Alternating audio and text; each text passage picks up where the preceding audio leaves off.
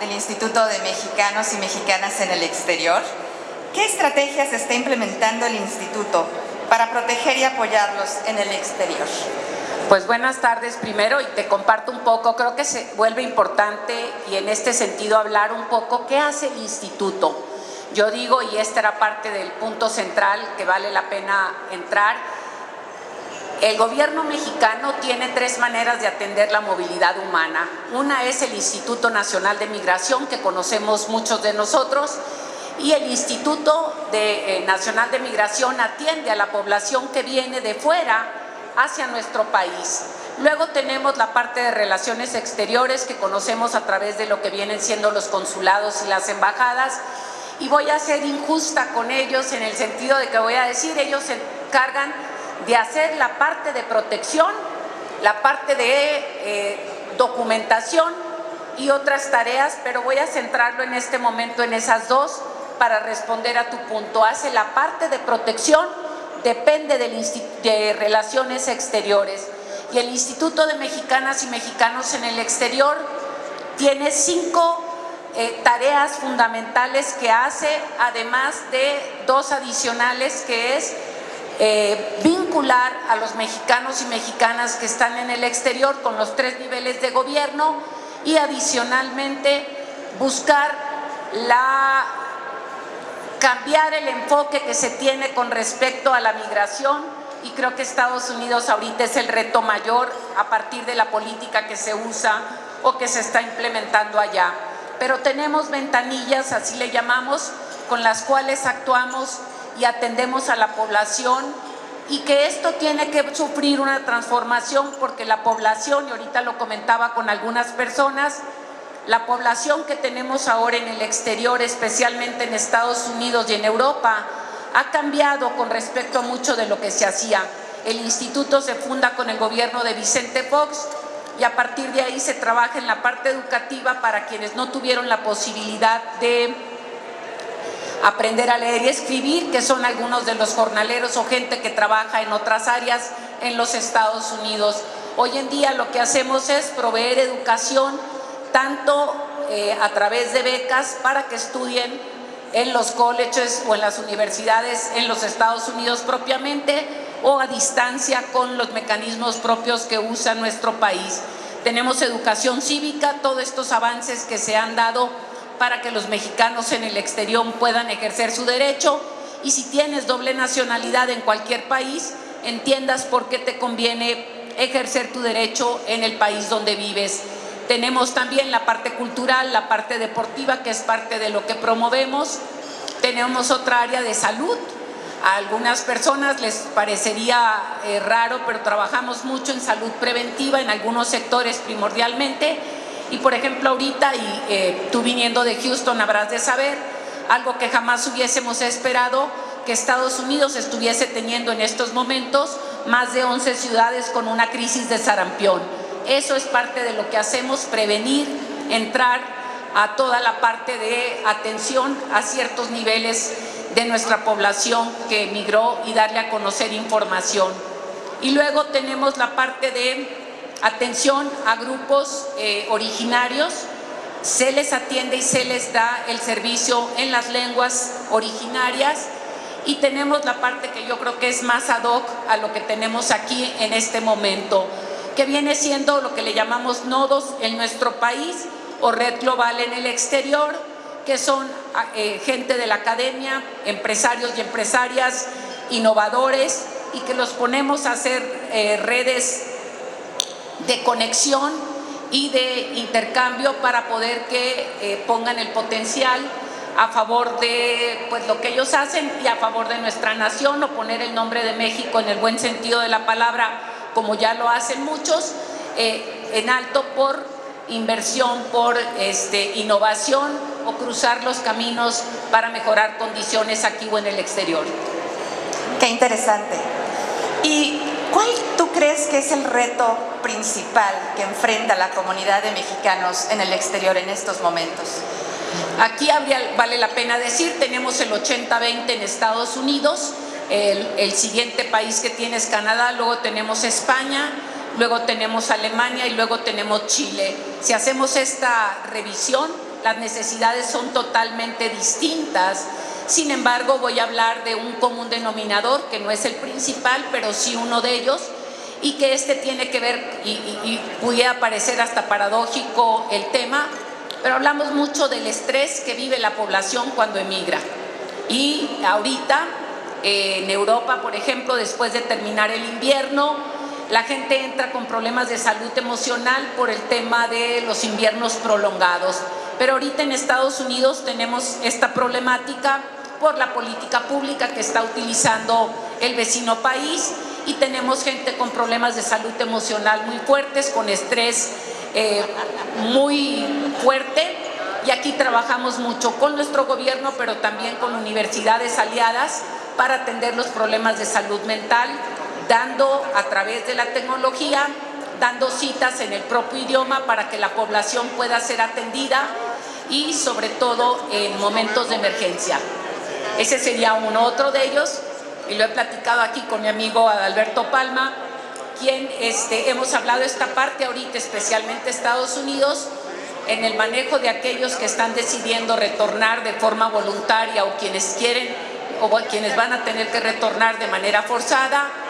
Han acumulado recursos grandes a lo largo del tiempo que han trabajado, y cómo traerse ese recurso legalmente, y con las dificultades que representan los topes propios de las cantidades que están permitidas de una manera y otra, y porque muchos de ellos no están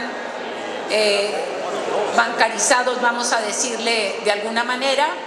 Y otro de los temas que podríamos decir que se enfrentan también en estos momentos tiene que ver con, y ahorita también lo comentaba con alguien, ¿sí?, cómo estas segundas y terceras generaciones que tienen doble nacionalidad, especialmente en México y en España, que es el otro país donde ahorita está sufriendo positivamente, o sea, una avalancha de población mexicana que tiene la doble nacionalidad, cómo entender las dinámicas para la participación y no la segregación propiamente, sino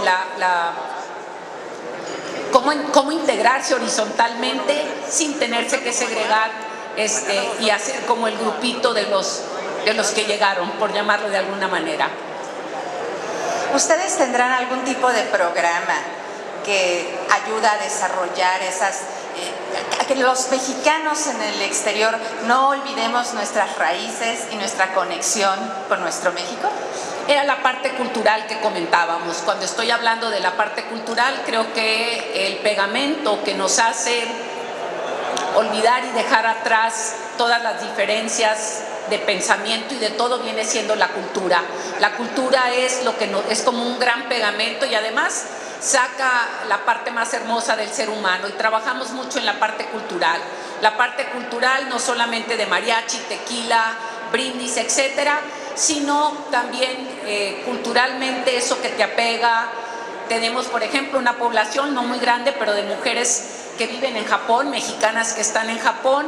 Con ellas trabajamos, y trabajamos con todos los que están a lo largo y a lo ancho del mundo, pero trabajamos con nuestros libros de texto, que ellas te dicen: queremos que nuestros niños y nuestras niñas no pierdan la cultura, aprendan pues no pierdan inclusive, y no se sientan avergonzados, sino lo vean como una gran cualidad el hablar un idioma adicional que viene siendo el nuestro o el materno, aunque para ellos o ellas pueda ser un segundo o tercer idioma. Entonces, que no te avergüences de la raíz, que sientas este orgullo, y más ahorita hablando otra vez de Estados Unidos.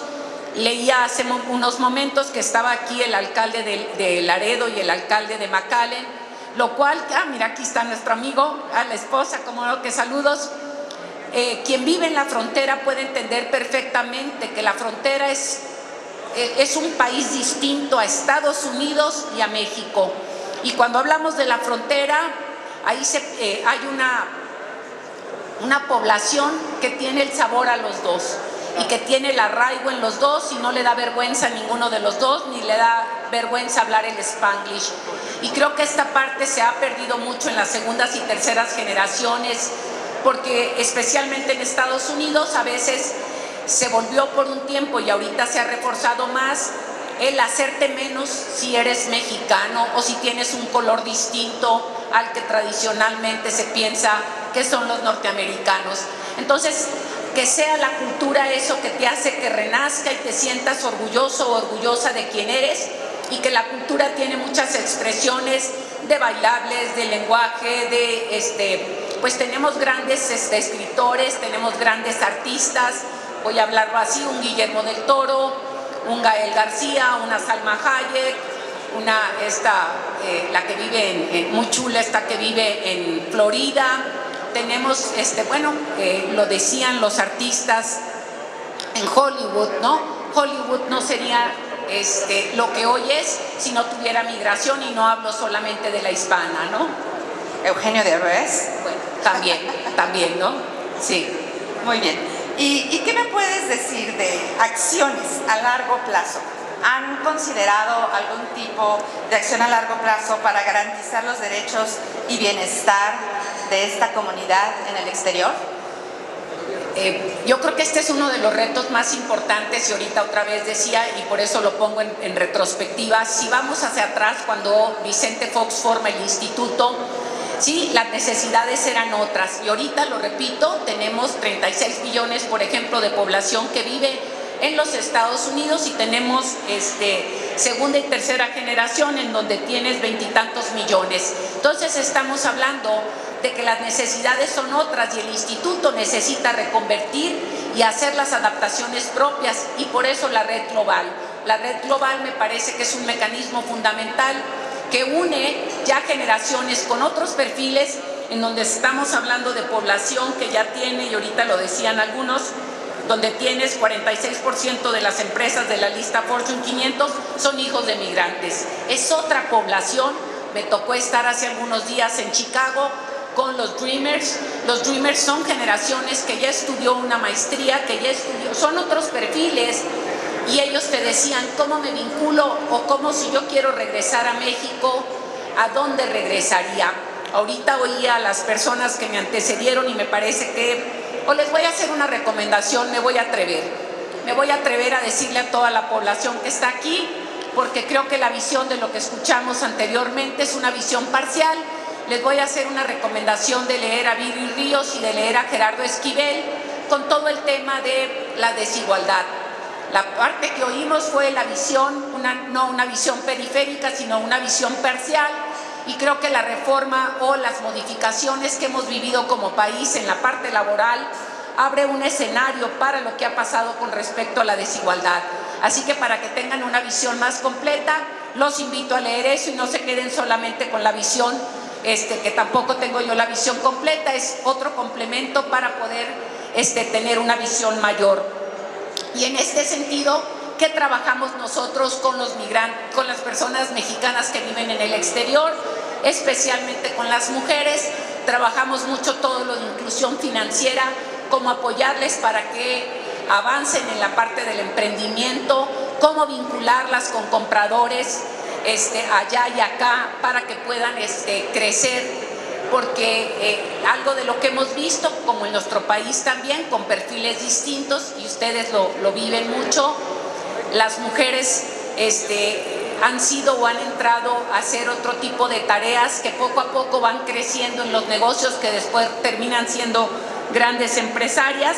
De hecho, lo puedo decir ahorita, 2.06 billones de dólares del PIB en Estados Unidos vienen de nuestra población que vive allá y que lo genera.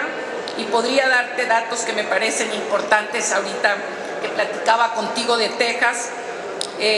Contribuciones de origen mexicano al PIB en Estados Unidos, de mexicanos y mexicanas que viven allá. Estamos hablando en California, estás hablando de 542,000.